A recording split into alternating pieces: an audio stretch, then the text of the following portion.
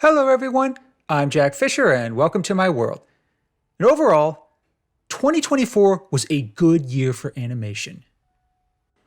I won't say it was a great year, but it was definitely a good year.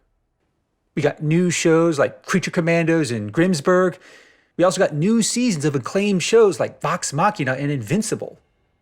But for me personally, what made 2024 a truly special year was X-Men 97. Me being a huge X-Men fan, that should come as no surprise to anyone. But even if you're not a fan, it's hard not to recognize the impact that X-Men 97 had. It really raised the bar, not just for Marvel, but for superhero shows in general.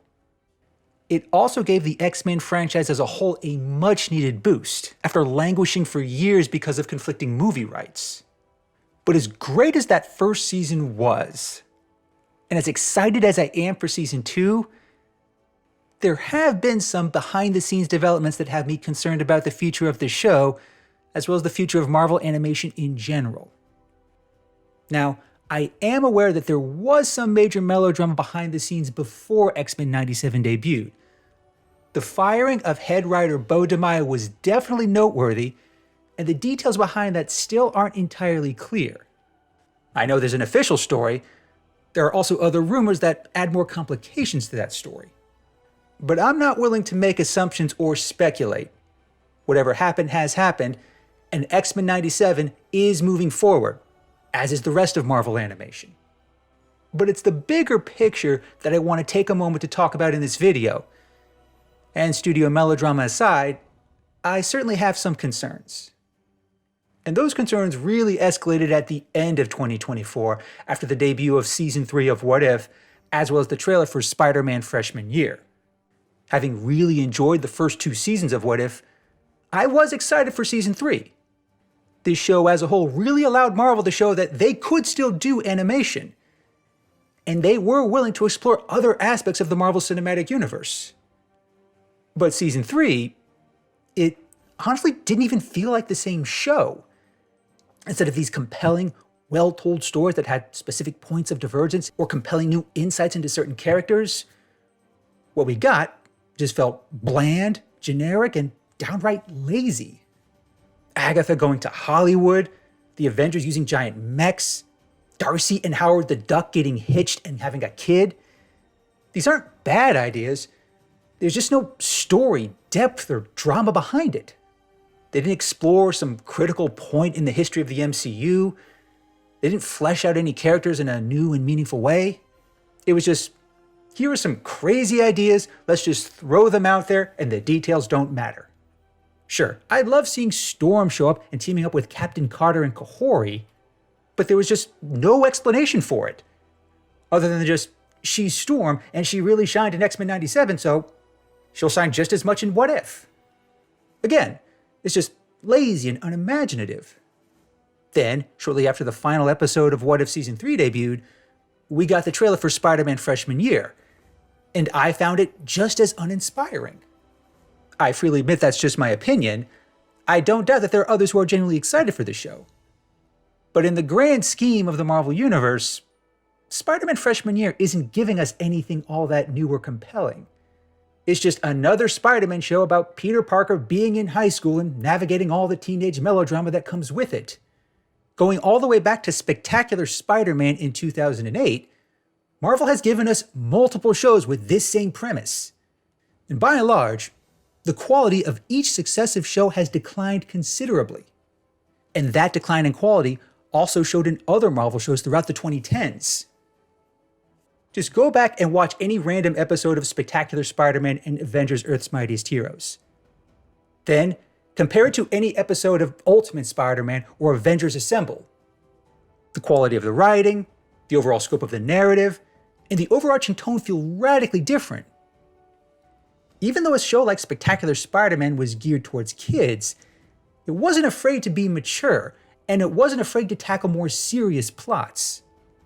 But every Spider-Man show that came after it, as well as every Marvel show in general, was simplified, watered down, and dumbed down.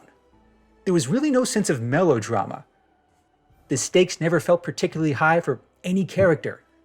Sure, that made it easier for kids under the age of 5 to follow along, but anyone older than that probably wouldn't find much in terms of real substance. And if the trailer for Spider-Man Freshman Year is any indication, we're just getting more of the same.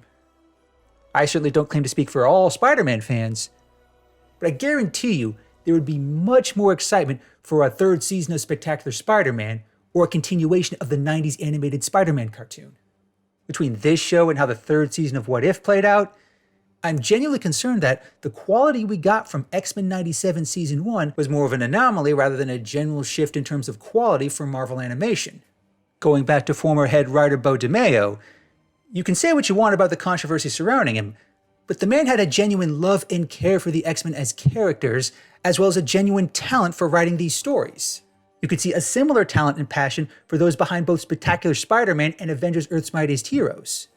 The level of detail, quality, and care they put into every character and every episode, it's a big part of why those shows are still so beloved by fans. As of the making of this video, Matthew Chauncey is set to be the new head writer for X-Men 97. And while Season 2 is likely to follow Bo DeMaio's original outline to some extent, Season 3 will follow Chauncey's vision. While we don't yet know what direction he'll take the show, it's also worth noting that Chauncey did work on multiple episodes of What If. He also worked on the script for Thor: Love and Thunder. And while there are plenty of harsh opinions of that movie, its tone is distressingly similar to the Avengers Assemble and Ultimate Spider-Man cartoons. It's basic, bland, and plays it overly safe. That might be appropriate for some franchises, but not X-Men. The first season of X-Men 97 did not shy away from mature themes or sensitive issues. It also wasn't afraid of allowing plots and characters to be more complicated and dramatic. In a truly worst-case scenario, Chauncey and everyone working with him would water down the heavier themes of X-Men. They would play it overly safe, basically listening to every note that every Disney executive gives them. Instead of a deep, engrossing story, it'll just be a bland spectacle, devoid of the soap opera and sex appeal that is so integral to the X-Men's DNA. That might make it easier to create toys and merchandise, but it won't stand out. It won't have the kind of impact that the first season of the show had. If it's anything like Season 3 of What If, or pretty much every season of Avengers Assembled and Ultimate Spider-Man, then it's just going to feel lazy and uninspiring. Now believe me, I hope I am genuinely wrong in these concerns. I want nothing more than for Matthew Chauncey to succeed as X-Men 97's new head writer. I would even love it if Spider-Man Freshman Year exceeds my expectations and becomes every bit as beloved as Spectacular Spider-Man and the 90s Spider-Man cartoon. But I've seen this sort of thing play out before. When big creative upheavals happen, when shows begin playing it safe, and powerful executives have more influence than skilled writers, the results are rarely good for fans, franchises, or the studios. And as someone who loved X-Men 97 Season 1, and grew up on some of the best animated shows that Marvel ever produced, I genuinely believe that Marvel animated shows deserve better. Thanks for watching, everyone, and thanks for joining me in my world.